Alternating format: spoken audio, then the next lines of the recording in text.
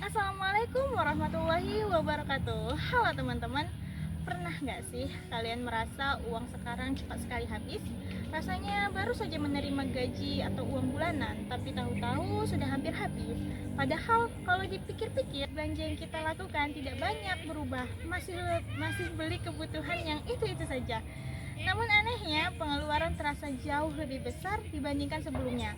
Kondisi inilah yang sebenarnya sedang kita alami bersama. Dan di dalam dunia ekonomi, ini disebut sebagai inflasi. Jadi, inflasi ini terjadi ketika harga barang dan jasa terus mengalami kenaikan dari waktu ke waktu. Kenaikan ini tidak selalu terasa sekaligus, tapi perlahan dan konsisten. Kita bisa melihatnya langsung di sekitaran kita. Harga beras yang dulu terjangkau kini semakin mahal, minyak goreng yang sempat langka dan naik drastis sampai sekarang belum benar-benar kembali stabil. Ongkos transportasi bahkan meningkat sangat drastis sekali. Biaya listrik, air, uang jajan sehari-hari pun ikut naik. Akibatnya, uang yang kita pegang sekarang tidak lagi memiliki daya beli yang sama seperti beberapa tahun lalu. Masalahnya, kenaikan harga ini seringkali tidak diiringi dengan kenaikan penghasilan. Gaji tetap, uang saku sama, tapi harga kebutuhan terus bergerak naik. Inilah yang membuat banyak orang merasa tertekan secara ekonomi. Nah, dampak inflasi yang paling nyata dan paling berat dirasakan oleh masyarakat biasa, terutama mereka yang berpenghasilan rendah.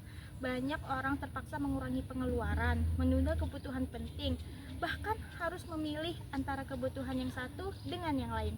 Hidup jadi serba berhitung, serba ditahan, dan penuh pertimbangan.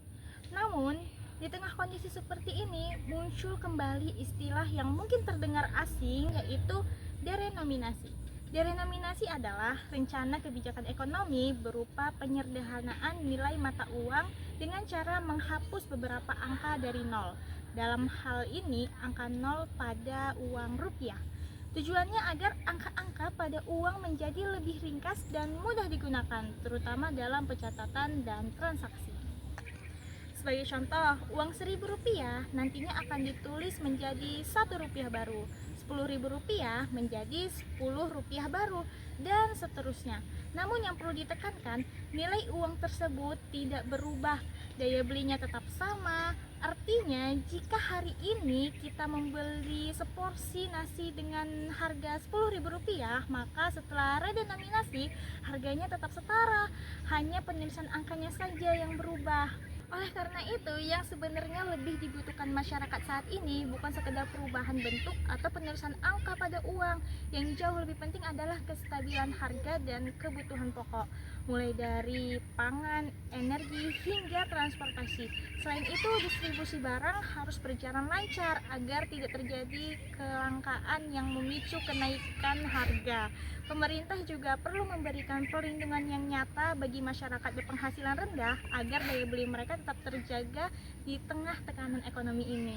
Pada akhirnya, yang sama-sama kita harapkan bukanlah uang dengan angka yang lebih sedikit, bukan pula tampilan rupiah yang lebih sederhana. Yang benar-benar kita butuhkan saat ini adalah uang yang cukup, harga yang wajar, dan kehidupan yang lebih terjangkau. Karena bagi masyarakat kita, nilai uang bukan soal berapa nol yang tertulis, tapi sejauh mana uang itu mampu memenuhi kebutuhan hidup kita sehari-hari.